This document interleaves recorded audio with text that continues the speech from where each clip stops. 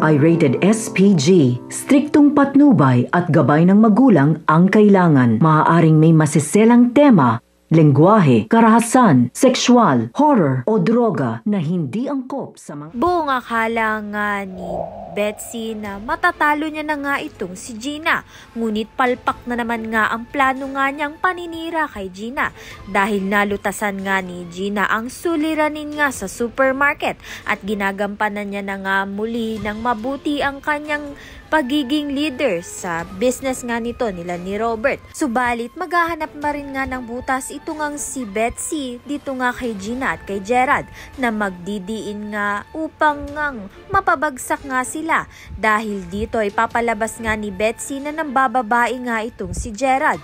Kaya naman nga't manghihinala nga itong si Gina at susundan niya nga itong si Gerald at matutuklasan nga niya na nagbalik na nga pala ang ama ni Gerald na si Marcelino. Lingid nga sa kaalaman nito ni Betsy na si Marcelino nga ang trumaydor dito kay Robert.